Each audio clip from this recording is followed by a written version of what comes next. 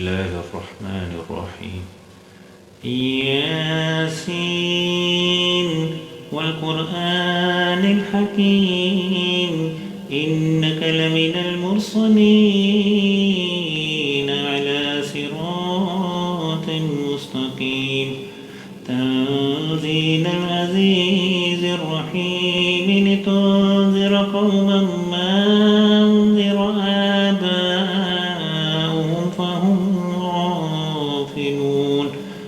لقد حق القول على أكثرهم فهم لا يؤمنون إنا جعلنا في أعناقهم أغلالا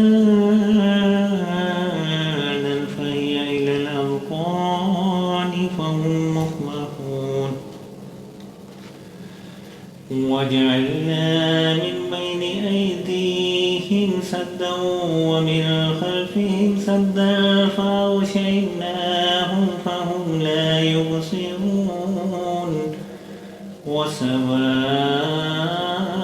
وسواء عليهم أأنذرتهم أم لم تنذرهم لا يؤمنون إنما تنذر من اتبع الذكر وخشي الرحمن بالغيب فبشره بمغفرة وأجر كريم إنا نحن نحيي الموتى ونكتب ما قدموا وآثارهم وكل شيء أحصيناه في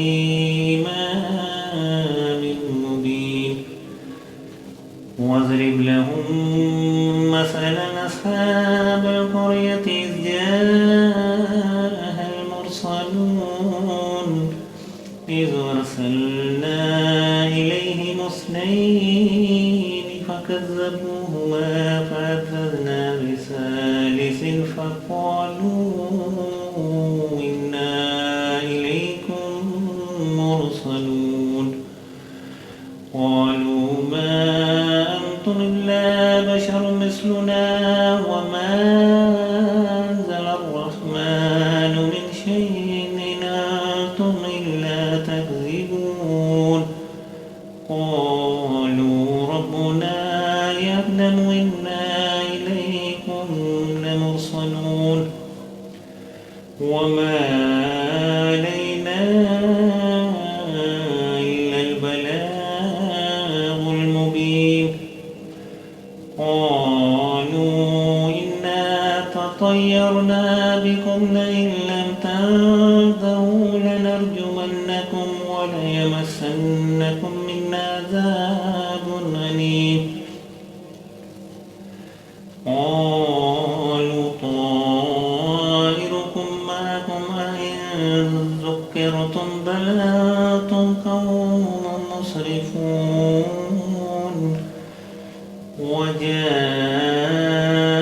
وجاء من أقصى المدينة رجل يسعى قال يا قوم اتبعوا المرسلين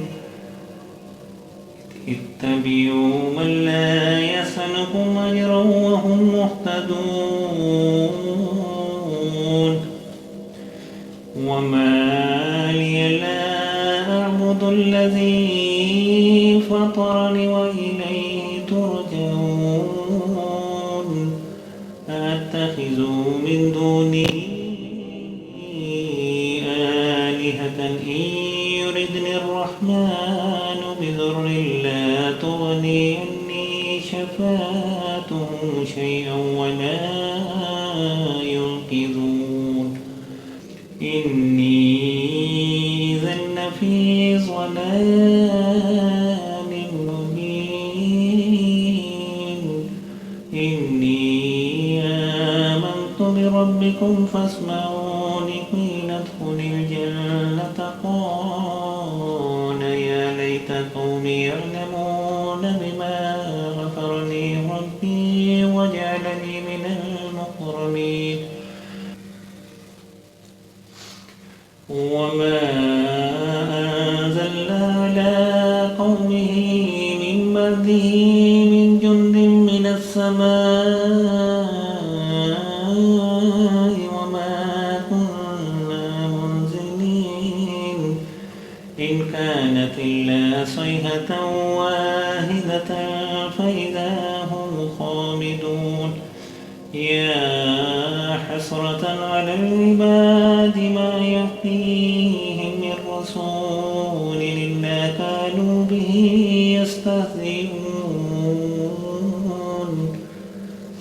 ألم يروا كم أهلكنا قبلهم من القرون أنهم إليهم لا يرجعون وإن كل لما جميع لدينا محضرون وآية لهم الأرض الميتة أحييناها وأخرجنا منها حبا فمنه يأكلون وجعلنا فيها جنات من نخيل وأعناب وفجرنا فيها من العيون ليأكلوا من ثمره وما عملته أيديهم أفلا يشكرون سبحان الذي خلق الأزواج كلها مما تنبت الأرض ومن أنفسهم ومما لا يعلمون وآية لهم الليل نسلك منه النهار فإذا هم مظلمون والشمس تجري لمستقر لها ذلك تقدير العزيز العليم والقمر قدرناه منازل حتى عاد كالعرجون القديم لا الشمس ينبغي لها أن تدرك القمر ولا الليل سابق النهار وكل في فلك يسبحون وآية لهم أنا حملنا ذريتهم في الفلك المشحون وخلقنا لهم من مثله ما يركبون وإن نشأ نغرقهم فلا صريخ لهم ولا هم ينقذون إلا رحمة منا ومتاعا إلى حين وإذا قيل لهم اتقوا ما بين أيديكم وما خلفكم لعلكم ترحمون وما تأتيهم من آية من آيات ربهم إلا كانوا عنها مخرجين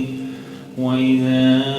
قيل لهم أنفقوا مما رزقكم الله قال الذين كفروا للذين